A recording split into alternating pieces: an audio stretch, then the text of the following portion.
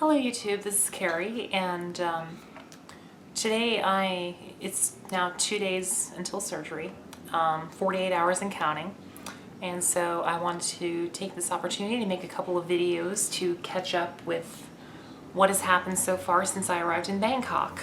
So first of all, this one is just going to be a quick follow-up on the fact that I had to be off of hormones for 2 weeks before travel. I mean, I said earlier that it's not going to be fun, and it definitely hasn't been. Honestly, for the first 4 or 5 days, it wasn't that bad. The worst that I got was a little bit of mild lethargy.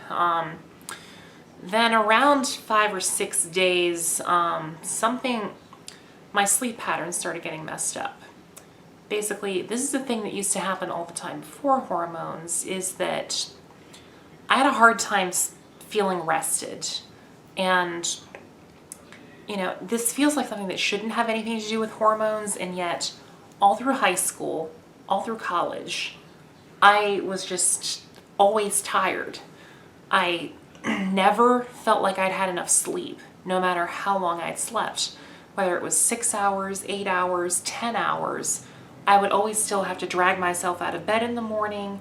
There were many times that I slept through my alarm because when the alarm first rang, I was still so tired and so generally out of it that, like, I would just be reaching over and pressing the button randomly, and I would often turn my alarm off in my sleep. And this was a serious problem, to the point that, and also another sleep issue that I had all through high school and all through college was that I constantly fell asleep in the middle of class, in the middle of school, in the middle of work even. Like, and I'm not joking about the work thing. When I was working at the Horseshoe Casino in Cleveland, there were a couple times that I almost fell asleep on a dead spread. A dead spread is a table where the cards are out, the chips are out, but there's no players yet. It basically keeps the table there in case enough people to show up to open it. And there were a couple times where I'd be sitting on that table with nobody there and doing that. So my sleep schedule was really messed up, to the point that in college, one of the reasons why I didn't do so well was because I could not get myself out of bed. It was that bad that when I woke up in the morning, I did not feel like doing anything. I couldn't get myself up. I couldn't force myself to get in the shower and go to class, even for something as important as that. It's just, I was always so tired that nothing in my brain mattered but getting back to sleep. Unfortunately, that old sleep pattern started coming back after about 5 or 6 days off of hormones. Basically, I started never feeling completely rested. And when I woke up, I was always still exhausted and had a hard time getting myself out of bed. Fortunately, I worked at night, so it never became an issue. I was always able to get to work on time, whereas in college and high school, I always had to get up at like 7, 8 in the morning. You know, in college, I actually scheduled my classes so that I wouldn't have to wake up in the morning. Because I knew that if I had a 10 o'clock class and 9 o'clock class, I probably wasn't going to be able to force myself to go, which is how bad it was. And I had to set like 3 alarm clocks just to wake myself up in college because, again, I turned them off in my sleep because I was so exhausted. So that was not a fun thing that I had come back. And the thing is, I had completely forgotten that my sleep schedule used to be that messed up, because it just isn't anymore. It's one of those weird things that hormones fix that I was completely not expecting it to fix, but I almost always feel rested now. And even after only 6 hours of sleep, 4 hours of sleep, I could still wake up and shower, and maybe I'd be tired afterwards, but it wasn't that growling where I just could not force myself to get out of bed. So, big difference there. And I'm going to be very glad to get back on estrogen once I get back to America so that that can be fixed. Surprisingly, though, the effects of testosterone have not really shown themselves back yet. I have been having a few issues with dysphoria because I think not having estrogen in my system and like I think my T levels have come back up a little bit, but not enough to really have impacts. Like, you know, my sex drive hasn't come back, and things like body odor and body hair and facial hair have not really come back, which is very nice because that would be causing me to go through dysphoric hell. I'm already feeling bad enough because my skin texture has kind of defeminized a bit, and I am shedding hair again. God help me. I don't think there's anything that causes me more distress than losing hair. Like, I used to have nightmares about losing hair, and I just like cry when I ran my hands through my hair and clumps fell out. I lost a strand just now. So yeah, mostly it's minor things. The other effect of hormones that has returned is, and this is something that Mom has confirmed, is that I used to not be a very nice person, if we're being honest. I tended to get, I don't know what it was, but it's like my brain felt like it was only working at half capacity. I don't know how to describe this. It's almost like I could not multitask. I could not stand when someone else talked to me while I was trying to focus on something. And the small petty things that people do that maybe might be a little bit contrary to how you do it or what you're expecting were very frustrating and annoying. It's strange. It's almost like on hormones, my tolerance levels for people went up. Things just didn't annoy me as much. And it's like my brain just took a big deep breath and relaxed, and I found myself feeling calmer and feeling less easily agitated and not getting irritated by certain things that people did as much. Where now that impatience, unfortunately, has returned full force, and I have been such an asshole to my mom this week. Like, I mean, like, she's kind of, like, when we go places, she needs a bit of extra time to process stuff because she's kind of got a messed up glasses prescription, and, you know, she wants to explore the culture and take pictures and things. And so a lot of times when we're walking through these huge Bangkok, Thailand crowds, we're stopping to take pictures or just to, you know, for whatever reason. And my brain gets into that agitated mode, and being in crowds kind of gets me into that agitated mode. And like on estrogen, I'm more likely to just break down and sob, where, you know, like without that, I kind of get like this huffy, I don't care, come on, let's go sort of attitude. And I've snapped a couple of times. Basically, what's ended up happening is there's been a couple times where I just got so irritated that I wanted to scream, and Mom has been like, you cannot do that, calm down. And, you know, this is one of the things that she said, that one of the reasons why she supports me so much is because of this change in my behavior, where I honestly was not a very nice person to her before. I was very sarcastic and snide and irritated like that. And one of the things that I didn't expect about hormones was that becoming a bit calmer and a bit less irritable.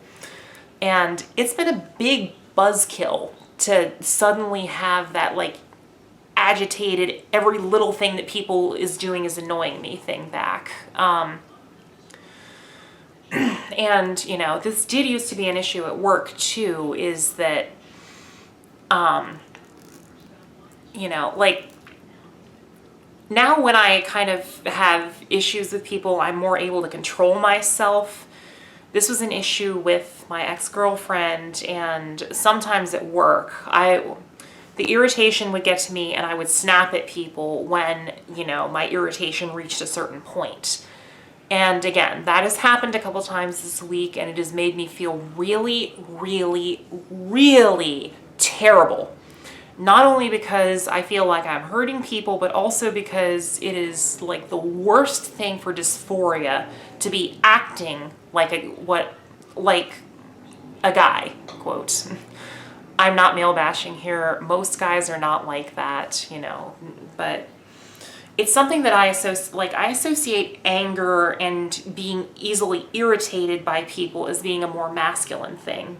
So especially feeling angry and feeling agitated by people rather than calm, accepting, peaceful, really makes, you know, it makes me feel like I'm acting like a guy, which makes me hate myself so much because I want to be more feminine. And so, you know, to be in that mindset of being irritated and angry really throws me off of, you know, and I just hate myself for acting more masculine, acting like that.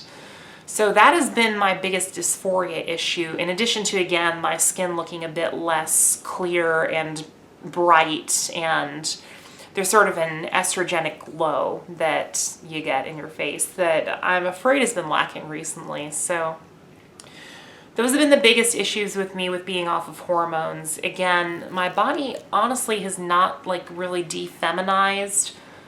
I've been looking in the mirror and hating my appearance so far this week because it's just little tiny things that make the difference for me. So, you know, lacking a bit of the skin glow has bothered me. And yesterday I kind of had a meltdown when we were about to go on one of our tours because I looked in the mirror and no matter what I did, I could not see a woman in the mirror. And this was right after I'd had one of my meltdowns. So I was feeling like a guy and then, you know, I'm looking like a guy, and I just got overwhelmed with this horrific meltdown of dysphoria about I'm just a fake and I'll never be a real woman. I'm just disgusting and my body is terrible and my voice is terrible and I'll never act like a woman. And I started crying and just had, it was one of those meltdowns where I felt like ripping my soul out of my body. It was that bad. So, and again, this is just something that hormones helps with. Like usually, again, when I'm feeling a bad bout of dysphoria on hormones, I cry, but it's not like I feel like violently ripping my soul out of my body because I just want to get out. So, it's not been a fun week being off of, well, it's been almost 3 weeks now. I went off of hormones on Monday, was my last dose of hormones, Monday, July 19th. And now it is Sunday, August 7th. So it has been almost 3 weeks. I am so looking forward to being back on hormones so that I can be calm again and at peace again and things in my head will feel right again. But it has not been as big of a deal as I was expecting. Mostly it's been the emotional dysphoria of, you know, feeling agitated and masculine that's been the biggest issue, where I was expecting I was going to start growing facial hair again, the male sex drive was going to come back, and I was going to start shedding hair violently, where it hasn't been that bad. Again, I think because I've been on hormones for 3.5 years, it's taking the test, like, I pretty much knocked out my testosterone production, especially since I was on Androcur right before I went off of hormones. And that was a deliberate thing because I wanted to get my testosterone levels as low as possible before I went off of hormones. So that was a success. And after this, I'm never going to take Androcur again or Spiro again. Both of those have been known to cause crippling anxiety. And as you're aware, I have a bit of an anxiety problem, which I believe is partially because of Spiro. So I am definitely going to be glad. The main thing I'm looking forward to with hormones is not having to worry anymore. I never have to worry what my testosterone levels are doing. I never have to worry if, you know, well, maybe it's because my dosage isn't high enough. Maybe, you know, like my body's getting used to it. Maybe like it's increasing my prolactin levels. Maybe this hair loss is happening because I don't know, you know, again, there's just a lot of low-level worry that I deal with because my body is still capable of producing testosterone. And because I have to take pills every day to mitigate it, there's a little bit of pressure there and there's some uncertainty there. So it is going to be very, very nice to never have to worry about that again. That even if I stop taking estrogen, I'm not going to turn back into a guy, ever. unless I like deliberately introduce testosterone into my system. So I feel like that is going to be a big relief. Again, I am really looking forward to being back on estrogen, and I am so glad that I've officially taken my last Spiro pill ever, because as I mentioned, that stuff can lead to anxiety and, you know, ultimately it's uncertainty, and it's a progestin, so it messes with other bodily hormones. So, you know, once the production factory is gone in 2 days, not only will I not have to worry about my hormone levels again, but that progestin will be out of my system so that my body's natural hormones from the adrenal glands and whatever else can take over and restore a more natural balance. And supposedly, because there's not the progestins interfering, feminization happens faster. Because spironolactone and estradiol, to a small degree at least, compete for the same receptor sites. So that is one benefit that a lot of people have said once they finally got SRS or orchiectomy, is that they feminize faster afterwards. So fingers crossed. I'm not expecting anything. If I don't feminize anymore and I just stick with what I have, that's okay. But whatever. Anyway, that's my spiel on hormones. I'm going to make a lot more videos talking about stuff. This is just the first one. I also want to talk about my consultation with Dr. Chetowit, which we had 2 days ago now at this point. And let me think, what was the other thing? I can't remember. All right. Well, I'll make more videos. Till then.